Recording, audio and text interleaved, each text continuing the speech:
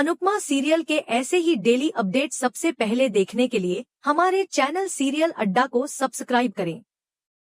घर में सुबह से ही अजीब सी बेचैनी फैली हुई थी। वातावरण भारी था, जैसे हर दीवार आने वाले तूफान को महसूस कर रही हो। मंदिर के सामने मोटी बा चुपचाप बैठी थी। आंखें भगवान श्रीनाथ जी पर टिकी थी, लेकिन मन में उथल पुथल साफ झलक रही थी। हाथ जोड़े हुए भी उनके चेहरे पर डर और जिद दोनों का मिश्रण था, मानो वह भगवान से कुछ मांग नहीं रही हो, बल्कि खुद को संभालने की कोशिश कर रही हो। उसी वक्त माही और गौतम घर के अंदर बाहर सामान लाने ले जाने में लगे हुए थे। सूटकेस, बैग, डिब्बे, सब कुछ जैसे जल्दी जल्दी समेटा जा रहा हो। अनिल की नजर उन पर पड़ी तो वह रुक नहीं पाया। उसने सवाल किया कि क्या कहीं जाने की तैयारी हो रही है। गौतम ने बिना किसी झिझक के कहा कि उन्होंने अलग रहने का इंतजाम कर लिया है और अब इस घर में रुकने का कोई मतलब नहीं। उसकी आवाज में पछतावे की जगह एक अजीब सा ठहराव था। गौतम की यह बात सुनते ही प्रेम आगे आया और तंज कसते हुए बोला कि सुना था जहाज डूबता है तो सबसे पहले चूहे भागते हैं। आज यह कहावत अपनी आंखों से देख ली। माहौल और भारी हो गया। प्रेम ने व्यंग्य करते हुए पूछा कि क्या गौतम के जाने के लिए रिक्शा बुला दूं? इस पर गौतम ने भी पलटकर कटाक्ष किया और कहा कि रिक्शा खरीद ही लो, शायद तुम्हारे चलाने के काम आ जाए। अनिल यह सब देख रहा था।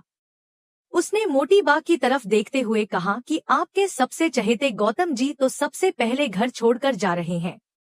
मोटी बा का चेहरा और सख्त हो गया, लेकिन उन्होंने कुछ नहीं कहा। दूसरी तरफ ख्याति पराग से कह रही थी कि अब श्रीनाथ जी की मूर्ति हटानी पड़ेगी क्योंकि घर खाली करना होगा। मगर समस्या यही थी कि मोटी बा किसी भी हालत में मंदिर से उठने को तैयार नहीं थी। अनिल ने कड़वी सच्चाई बयान करते हुए कहा कि बुरे वक्त में इंसान के साथ साथ भगवान भी बेघर हो जाते हैं। यह सुनकर सबका दिल बैठ सा गया। प्रेम ने पराग को याद दिलाया कि सारा सामान पैक हो चुका है और अगर अभी नहीं निकले तो उन्हें अपना ही घर नीलाम होते देखना पड़ेगा। पराग ने गहरी सांस ली और कहा कि शायद श्रीनाथ जी उनकी परीक्षा ले रहे हैं और वह सिर उठाकर इस परीक्षा का सामना करेंगे। पराग ने तय किया कि अब देर नहीं करनी चाहिए। उसने कहा कि पहले भगवान जाएंगे और फिर उनके भक्त। वह मंदिर की ओर बढ़ा और मोटी बा से चलने के लिए कहा, लेकिन मोटी बा ने साफ मना कर दिया। उन्होंने कहा कि वह कहीं नहीं जाएंगी और श्रीनाथ जी को इस घर से कोई नहीं हटा सकता। पराग का दिल टूट गया। उसने भारी मन से कहा कि जाना तो पड़ेगा, हालात मजबूर कर रहे हैं। आखिरकार पराग ने श्रीनाथ जी से माफी मांगी और उनका सामान समेटने लगा। यह दृश्य देखकर प्रेम और ख्याति दोनों की आंखों से आंसू निकल आए। मोटी बा भी अंदर ही अंदर टूट रही थी, लेकिन अपनी जिद के आगे वह भावनाओं को दबाए बैठी थी। उसी समय दूसरी तरफ राही बार बार प्रेम को फोन करने की कोशिश कर रही थी, लेकिन संपर्क नहीं हो पा रहा था। परेशान होकर उसने प्रेम को एक मैसेज भेज दिया।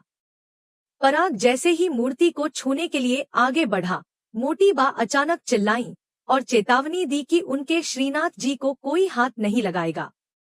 उनकी आवाज में डर से ज्यादा आस्था थी। पराग की आंखों में आंसू थे, लेकिन मजबूरी उससे यह सब करवा रही थी। तभी अचानक प्रेम की आवाज गूंजी। उसने पराग को रोक दिया। प्रेम ने सभी को बताया कि राही का मैसेज आया है। उसने लिखा है कि मम्मी ने सब कुछ ठीक कर दिया है। अनुपमा ने सबके सामने रजनी को बेनकाब कर दिया है। बिल्डर सारे पैसे वापस करने को तैयार हो गया है और प्रोजेक्ट कैंसिल हो चुका है। इसका मतलब अब यह घर नीलाम नहीं होगा और किसी को भी यहाँ से जाने की जरूरत नहीं है।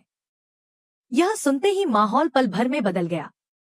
जहाँ कुछ देर पहले सन्नाटा और डर था, वहाँ अब राहत और खुशी की लहर दौड़ गई।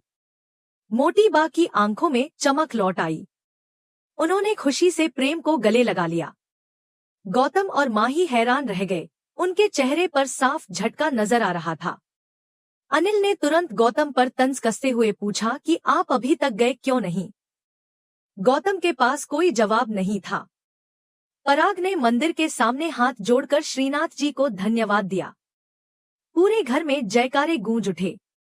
ऐसा लगा जैसे भगवान ने सच में सबकी लाज रख ली हो। इसी बीच दूसरी तरफ अनुपमा मंदिर में खड़ी भगवान का धन्यवाद कर रही थी। वह भावुक होकर कहती है कि अगर इंसान को खुद पर विश्वास हो तो वह हर लड़ाई लड़ सकता है, लेकिन जीत तभी मिलती है जब तन और मन से भगवान पर भरोसा हो। उसने अपनी सारी शिकायतों के लिए माफी मांगी और हर चीज के लिए भगवान का शुक्रिया अदा किया। उधर जसप्रीत और सरिता अनुपमा का सामान वापस घर लेकर आ रही थी। रास्ते में वरुण प्रेरणा से माफी मांगता है। एक औरत अनुपमा के बारे में पूछती है तो परी बताती है कि अनुपमा मंदिर गई है।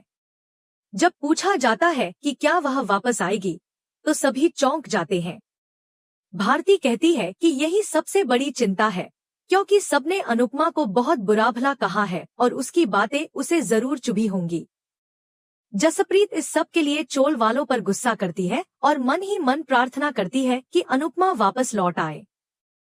इस तरह पहले हिस्से का अंत राहत, सवालों और भावनाओं के तूफान के साथ होता है, जहां एक तरफ घर बचने की खुशी है तो दूसरी तरफ अनुपमा के मन की पीड़ा अब भी अनकही है। दूसरी तरफ मंदिर के शांत माहौल में रजनी अचानक अनुपमा के सामने आ जाती है। उसकी आंखों में घबराहट भी है और एक अजीब सी राहत भी। वह सीधे पूछ बैठती है कि तुमने मुझे पुलिस के हवाले क्यों नहीं किया। अनुपमा कुछ पल उसे देखती रहती है, फिर बेहद संयम के साथ जवाब देती है कि तुमने जो किया है उसका हर जुर्म तुमने खुद लिखित में कबूल किया है। तुमने पराग जी को सारे पैसे लौटाने का वादा भी कागज पर किया है, इसलिए सच अब किसी की जुबान का मोहताज नहीं रहा।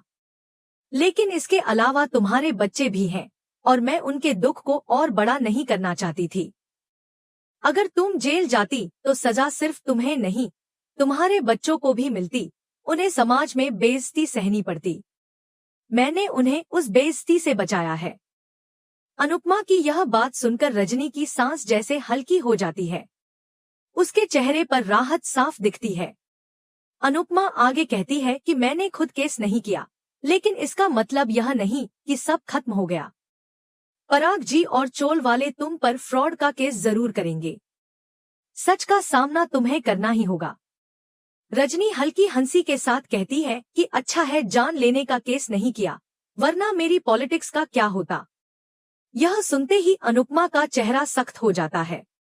वह गुस्से में कहती है कि पॉलिटिक्स जहरीला नाग है, जिसके डसने से पाप पुण्य, परिवार और प्रतिष्ठा सब खत्म हो जाते हैं। सत्ता के नशे में इंसान यह भूल जाता है कि वह क्या खो रहा है। अनुपमा रजनी को सलाह देती है कि अब भी वक्त है, पॉलिटिक्स छोड़ो और अपने परिवार के करीब जाओ। अपने पापों का प्रायश्चित करो। उस पुरानी रज्जो को वापस लेकर आओ जो कभी दूसरों की मदद करना चाहती थी और कुछ अच्छा करना चाहती थी। यह कहकर अनुपमा वहां से जाने के लिए मुड़ती है। तभी रजनी अचानक उसके पैरों में गिर जाती है और रोते हुए कहती है कि मैं तुमसे माफी लिए बिना नहीं जाऊंगी। उसके आंसू जमीन पर गिरते हैं, लेकिन अनुपमा ठिठकती जरूर है, झुकती नहीं। इसी बीच दूसरी तरफ कोठारी परिवार में खुशी का माहौल है। घर बचने की खुशी में सभी मिलकर दीपक जलाते हैं। पूरे आंगन में रोशनी फैल जाती है। पराग माहौल को हल्का करने के लिए गौतम और माही को छेड़ते हुए कहता है कि जब तुम दोनों अपने नए घर पहुंच जाओ तो हमें मैसेज कर देना। फिर वह साफ शब्दों में उन्हें जाने के लिए कह देता है। प्रेम इस पूरे पल को कैमरे में कैद करने लगता है और मोटी बा से मजाक में कहता है कि मैं यह वीडियो आपको भेज दूंगा, वरना सब कुछ ठीक होते ही आप फिर से अपने गौतम जी और माही की साइड लेने लगेंगी। यह वीडियो देखकर याद रखना कि आज क्या हुआ था। अनिल भी उसकी बात से सहमत होता है।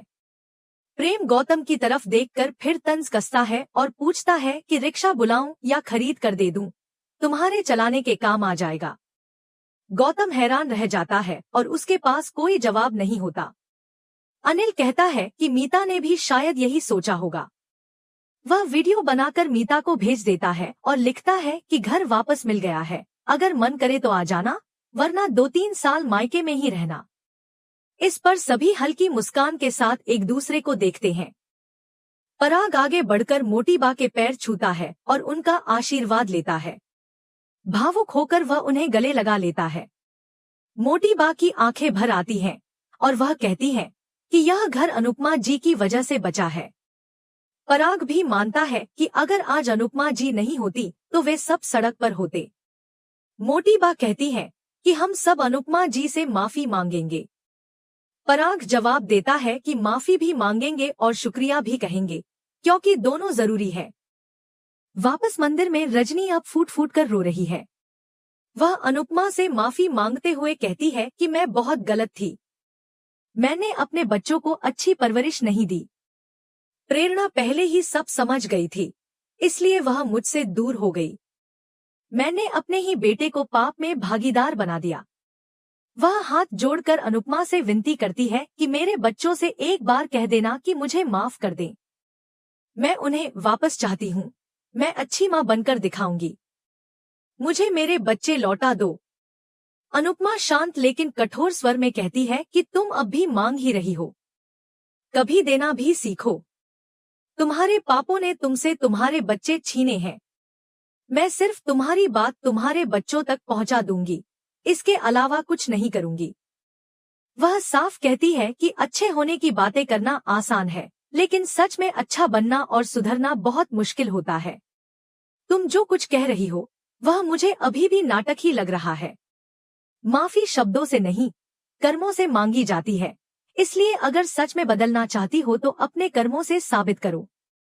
रजनी सिर झुका लेती है और सहमति में सिर हिलाती है।